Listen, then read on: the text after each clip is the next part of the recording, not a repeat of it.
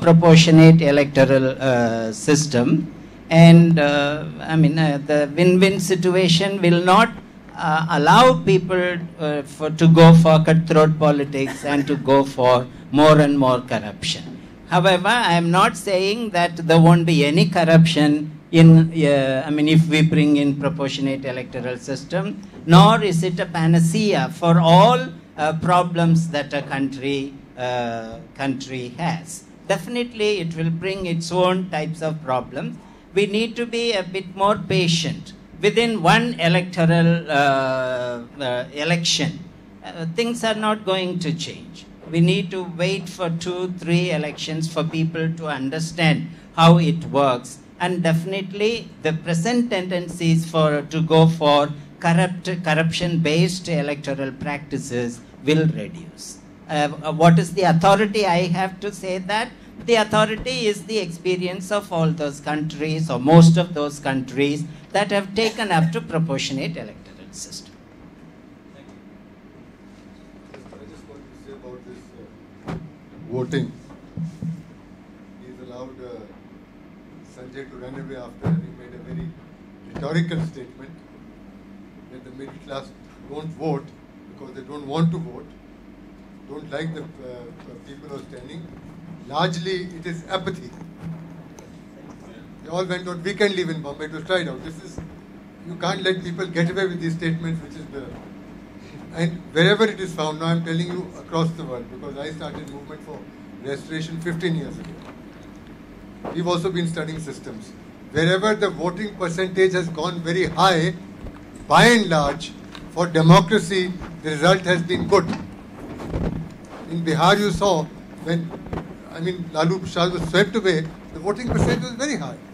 This time, even before the Tamil Nadu elections, we discussed with Mr. Qureshi. Pramod Chawla was there, I was there, we sat in his house, we discussed various things. He said, if the voting percentage goes up, this dynasty politics will come down. It's all right, that side also is one man, one woman rule, but she doesn't have a dynasty with her. So that yes, no, it's happened. It's happened. You could take it in France, this thing, where the voting. Secondly, where the voting percentage is high, by and large, there are exceptions. You will find that one party is given a majority. It is the wisdom of that illiterate electorate. They say at least they will not have an excuse after 5 years that we were tied up with coalition politics. That's why Congress was given a working majority. That you've got a majority, deliver the goods. So therefore, I'm just wanting to say, you've allowed him to run away. That rhetoric, I do not agree with it. Right. Congress says that we are. Secondly, regardless of what system you have, even PR comes in, or better system, this country will not improve. Your most vital reform today is police reform. For the common man in any village, in any this thing, aap unke pucho. I go and give lectures sometimes 4-5 times a month on revitalizing India. And you ask them, they say, Sahab, hame ye sarkar se bachaiye. Their biggest terrorist is the instruments of the sarkar. And I was surprised, 6 months ago, I gave a talk to about 50 to 80 police officers, including an IG police, a couple of them. And they said, Jain Sahab, you're wrong. If you think legislators want to become mantris, that is not so. Today, the legislator wants to control the SHO. He doesn't want any cases to be filed against him and his friends, whether they rape, murder, whatever it is. And he wants cases to be filed against. So therefore, I think we have to start with police reforms. That is the most important thing before you. We should give them moral education rather than... Okay. Pramod, okay. So I basically... he had to leave early, he had told me that earlier, but yeah, so it was not about letting him get away with his rhetoric, and he knows my views on that, so I speak the same language as you. But I think what he said, what he was trying to say is that negative voting won't work for any party. We know that, but it will work for the public. And our next panel, by the way, is negative voting, but we won't have a panel, we'll have an interactive session on that. But having said that, when there was a vox pop done in Bombay as to why people did not go to vote, even after they came out in large numbers after 26/11, and one of the reasons was that whom do we vote for? right? And it was in that year in 2009 when there were various independent candidates who also contested elections. There was Meera Sanyal, there were people. But you can't fight the might of the Milind Deoras of the world, you know. And the acorn does not fall far from the tree. So these guys over the years have built the acumen of what you need to do to polarize that vote. And that's exactly how it works. So until and unless you have a very, very informed citizenry which knows what to do when they go to that polling booth, I don't think any system would really work. And I think that's a huge task, because that's something which the Election Commission should probably kind of embark on.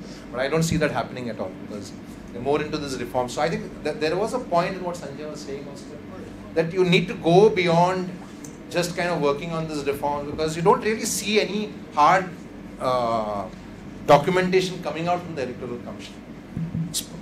Possibly because the last Chief Election Commissioner was a dyed-in-the-wool rogue.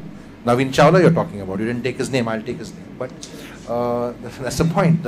So how does it work? So you have people who build the institution like Lingdo, Krishnamurthy, Seshan to some extent.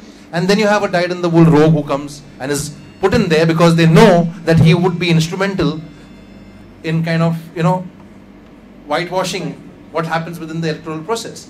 So how do you kind of address that? Before you do that, we put up a petition to the Supreme Court, and I want all of you to participate, that hereafter the election commissioners, the chief election commissioner and the CAG should also be a collegium, selecting them.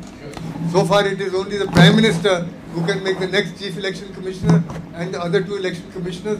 There is no check on that. So we've got to here and now, since you raise the point, all of us to say that it has to be a collegium, like it is for, you have for CVC and whatever. So going back to what we discussed in the morning, that why is that nobody ever talks about a system where you try to find the right people from amongst the people at large for a shorter tenure. Because otherwise what happens is Shailesh Gandhi, Chief Information Commissioner, he spoke in our first Right Every Wrong conclave in 2006, 2007, right? High on idealism, good, but power, like he said, it's very difficult to stay honest. He's admitting it. He said it himself. So he knows he's not honest anymore.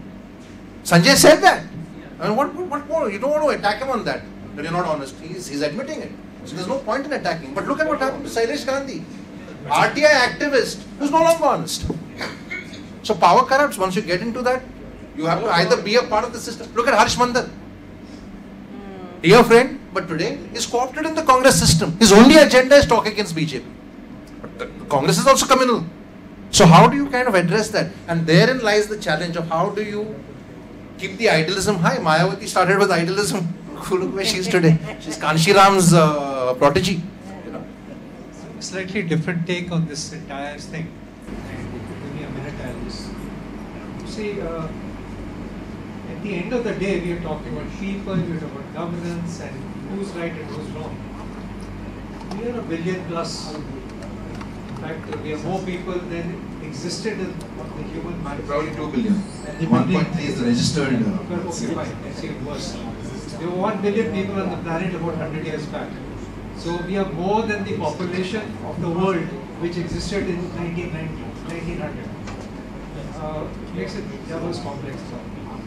And we are in a high change environment. Knowledge is doubling every year with the internet, you name it and you got it. And I personally think we, as I was talking a bit earlier, we are all looking at the rearview mirror and saying, we are predicting based on the rearview mirror that this is what should happen. Okay, it happened in the US because 50 years back they were ahead of us. We have to look 50 years ahead what's going to be ahead of us. Now when we get into that mindset, we have to remember one thing. Let's say corporates don't have a choice. Because you can't be a CEO too long if you're making losses. You can be in governance for 65 years and still manage it. But